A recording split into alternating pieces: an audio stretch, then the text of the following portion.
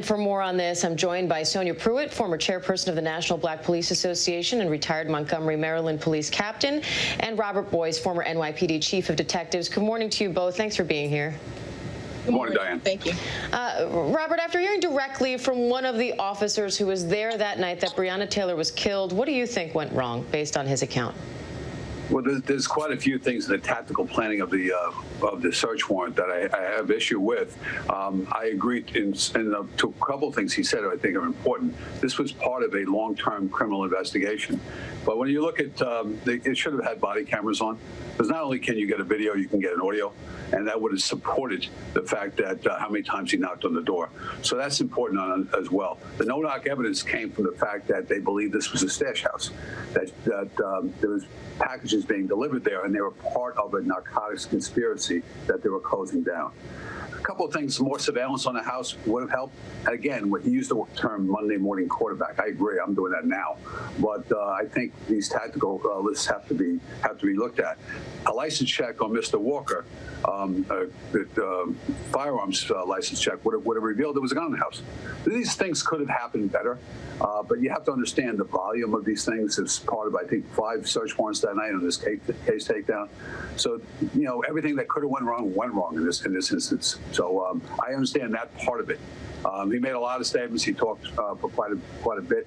This was not George Floyd. There's no immediacy to this. There was no radio run. There was no car stop. There was nothing of that nature. This was something that was done under the auspices of a prosecutor as well. So he really spoke in great detail about things that happened that morning, that evening. And number one was, I don't ever do a search warrant that late at night. You do them in the morning hours, and that was my biggest issue with this entire case. And I want to ask you more about the search warrant in this case. But Sonia, first, Sergeant Mattingly says that this case is different from George Floyd, different from Ahmaud Arbery. He says this was not at all about race, and he points to the fact that in this case, the cops were shot at first. So do you put this case in a different category? I do not. Listen, it's absolutely about race when the majority of no-knock warrants in this country are a result of drug investigations in Black communities. Police know that this is something that has been accepted for years, and thus Black people are really expected to acquiesce to that type of aggressive policing behavior. And, you know, really there's nothing in place, not even the Castle Doctrine, that allows Black people to protect their homes or their bodies. In this particular case, I mean, some people say, oh, it was a convergence of really unfortunate events. Mr. Walker was in his home with his girlfriend, but he had no right to protect himself from this entry. And Robert, on that note, you know, this case has sparked a lot of conversation about no-knock warrants, especially because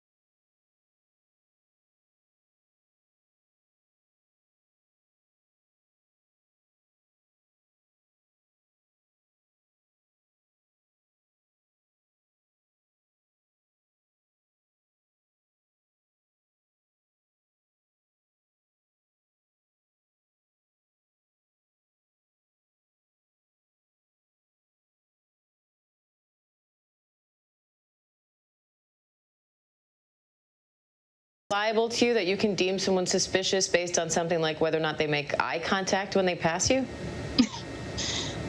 Yeah, we're treading into some dangerous waters right there. But the difference is when you insert your racial bias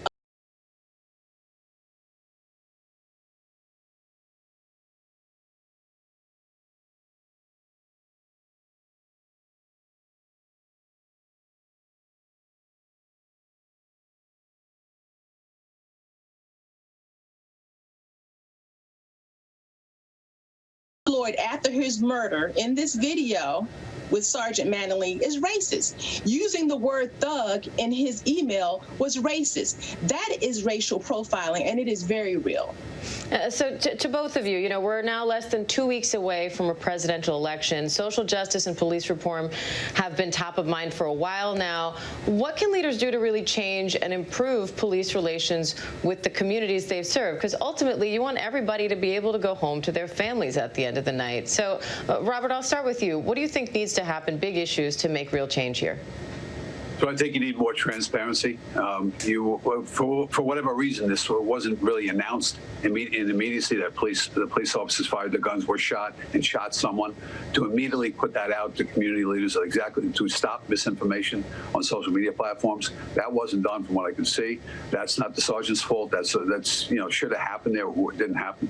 So, and also build trust in the community. We've been doing this forever, and it's something that you should never walk away from. You have to do it. Explain our actions, explain that violence